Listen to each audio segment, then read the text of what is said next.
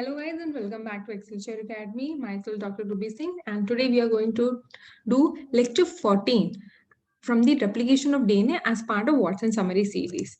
So in this we are going to talk about the regulation of DNA replication. Guys, you need to go through the previously 13 lectures so that you can understand the upcoming lectures. Okay. So in all organism, it is critical that replication initiated it has to be tightly controlled in order to ensure that the chromosome number and the cell number, it remains appropriately balanced. Otherwise, what will happen? The cell will die. Okay. Now, when the cell die, it means what? Ultimately, we can say that the organism dies.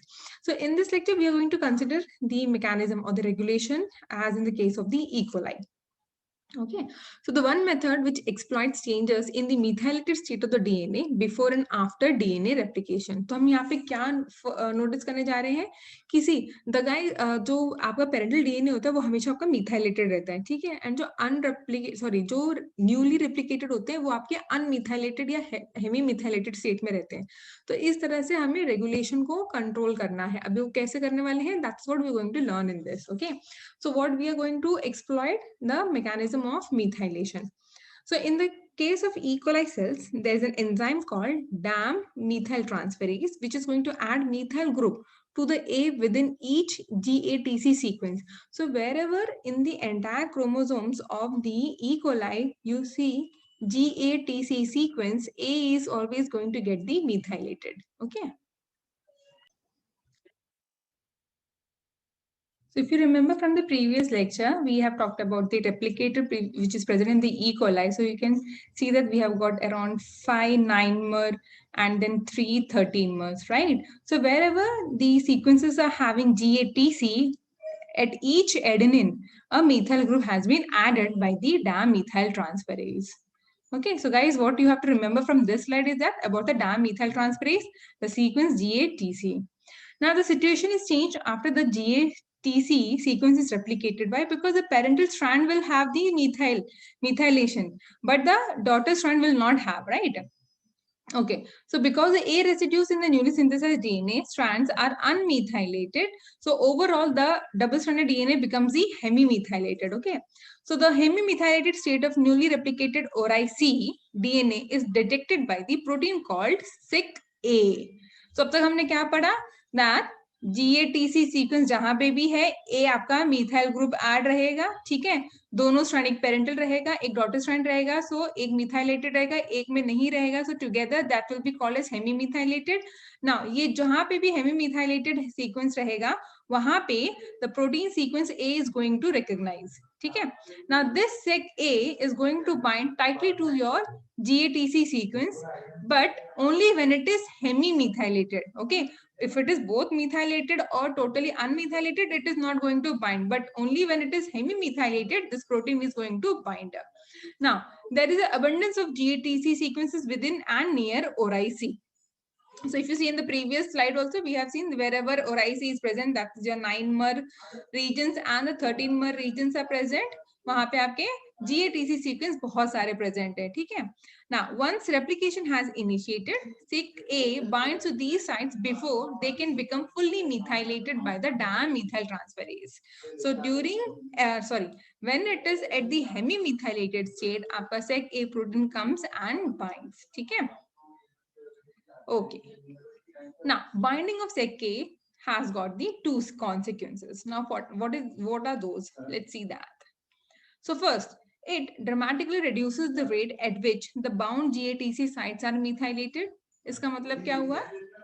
जहां पे भी आपका GATC sites methylated है, the rate of those sequences getting replicated will get reduced now, ठीक है? Now, when bound to these ORI-C proximal sites, SIC-A prevents the DNA from binding to ORI-C and initiating new round of replication. And this is how it is helping in regulating only one replication per cycle. Okay, once a cycle, only one replication has to be done. Now, this has been done with the help of the SEC-A protein. Okay, so we know that DNA A proteins, they go and bind to the ORI-C, right, and initiate the replication. But if suppose SEC-A proteins comes and they bind before binding to DNA-C, then it is preventing the re-replication part. Thus, the conversion of the ORIC proximal GATC sites from methylated to hemimethylated inhibits DNA A binding and therefore prevents rapid reinitiation of replication from the two newly synthesized daughter copies of the ORIC. Guys, I hope this is clear. So you have got the ORIC, right? Parental and then daughter. So wherever GATC is there in the parental, it will be methylated, whereas in the daughter, it won't be, right?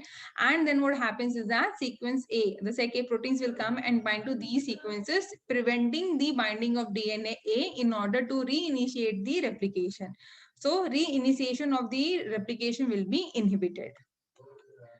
So DNA A is targeted by other mechanisms also that inhibit the rapid reinitiation of the newly synthesized copies of the ORIC. Now, only DNA A bound to ATP can direct the initiation replication. Now, once it is bound with ATP, which is converted to ADP during the initiation process. In addition, the sliding clamps that are loaded as a consequence of replication initiation recruit a protein called HDA that stimulates ATP hydrolysis by DNA A. So we know that at the ORIC DNA A bound with the ATP, that is, it has got the triple A motif, right? If you remember from the previous lecture. So when it is bound with the ATP, it goes and binds to the ORIC. Now with the help of the sliding clamp proteins, which is recruiting the proteins called like HDA, it is helping the ATP hydrolysis. Okay. Thus, the process of directing around replication initiation inactivates DNA preventing its reuse. अब क्या है? We don't want again it to initiate. इसलिए your DNA will be bound with the ADP only and not with the ATP. So we are preventing its reuse. Now the process of exchanging the bound ADP for an ATP is a slow one. Okay, so this will again delay the reinitiation of the replication. So the process of replicating nearby sequences, it also acts to reduce the amount of DNA available to bind at ORIC. So overall हम क्या करने की कोशिश कर रहे हैं? Reinitiation of replication inhibit कर रहे हैं, ठीक है? So there are more than 300 DNA A9 binding sites outside of 4IC. Okay. They also act as a transcriptional regulator, and as they replicated, this number doubles, of course. So the increase in DNA binding sites acts to reduce the level of available DNA A. So we know that if suppose DNA A bound with ATP goes and binds to the ORIC, it is going to reinitiate the replication. So if you have got the another DNA A9 binding sites outside the ORIC, then the availability of DNA A binding to these sites will become less. So what is happening? Let's understand with the help of the diagram here. So we have got the sec-A bound to the hemimethylated DNA, which inhibits the reinitiation of the replication from the daughter DNAs or the daughter origins. Okay. So before DNA replication, GATC sequences throughout the E. coli genome are methylated on both the strands. So you can see that wherever GATC sequences are there. Okay. So this in this direction 5' to 3' direction, and in this direction GATC, wherever the sequences are there, they are methylated. Now, DNA replication converts these sites to the hemimethylated state. Of course, one of the strand is going to get the one of the daughter strand is not going to have the methyl group. So what will happen? Together these two. So this is parental, this is daughter. Together they are becoming hemimethylated. Okay. Okay. Now what happens at this stage during when it is at the hemimethylated state, the sec-A binding protein comes and binds to these GATC sequences. Okay. So hemimethylated GATC sequences are rapidly bound by the sec-A. Okay. Now, the bound sec-A protein inhibits the full methylation of these sequences and the binding of 4IC by the DNA A protein. So what is happening?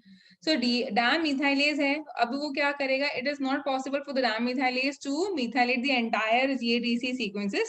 So it is preventing its binding. So जहाँ जहाँ पर GATC था, so there your sec-A protein was there. Now it is inhibiting the binding of the DAM methylase to prevent its methylation. Now next what is happening is, so when sec-A is there, infrequently dissociates from the GATC site, the sequences can become fully methylated by the DAM DNA methyl transferase, preventing rebinding by the sec-A. So now, as long as sec-A was present, your DNA A was not able to bind. Okay. And now the thing is that this we know that, one second. So we know that DNA A binding protein to these sequences will initiate the replication. So seg A is not allowing the binding of the DNA A. But as soon as dimethylase comes, what happens then? The seg A leaves, it gets dissociates from the GATC sequences, and dimethylase is able to methylate the other strand of the DNA. Okay. Now, when the GATC site becomes fully methylated, DNA A can bind the 9' sequences and direct a new round of replication from the daughter ORIC replicators. अब हम क्या कर सकते हैं? Now we can go for the second round of replication. ठीक है? So guys, I hope this is clear. Let's go once again. Okay so पहले क्या था आपके पास सीक्वेंस है GATC सीक्वेंस है so those are methylated. Now after one round of replication, one daughter strand is not having the methylation, so together this becomes hemi-methylated. Now to this hemi-methylated, your sec A protein comes and binds. Okay, now this will prevent the binding of DNA A so that it can stop the reinitiation of the replication, because आपके sequences सबके ready नहीं है, right?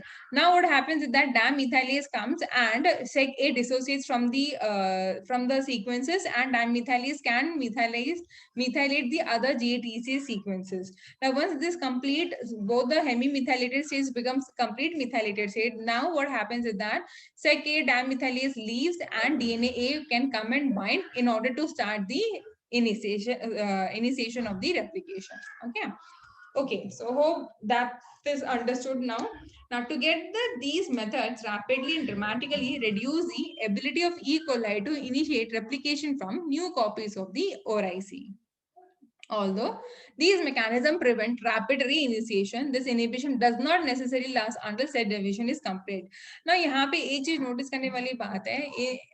Anyways, we are talking about the regulation of replication in E. coli, right? And we know that the E. coli divides every 20 minutes, but to replicate the entire E. coli genome, it takes 40 minutes. तो ये कैसे possible है कि हर 20 minutes में आपका E. coli divide हो रहा है, right? So this is what something very interesting, and guys, this is also important because this can be asked for your interview question. So this is important. So how it is being done? So E. coli cells actually reinitiate replication once and sometimes twice before the completion of the first round of replication. So under such rapid growth condition, initiation does not occur more than once per round of cell division. Okay?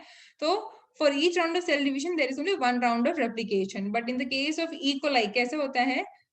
जैसे ही आपका replication हो रहा है, this is a replicating chromosome segregate. So the moment it is getting replicated, आपका जो second daughter strand है, okay, even that starts the replication. So you can see that over here, this is your first round of replication, and here this one is your second round of replication, because in the case of E. coli, since it is under such a high rapid growth conditions, so what happens is that before the first replication is getting completed, the second replication initiates, and that's how it is able to divide rapidly in 20 minutes. Okay, let's see what is given in the text.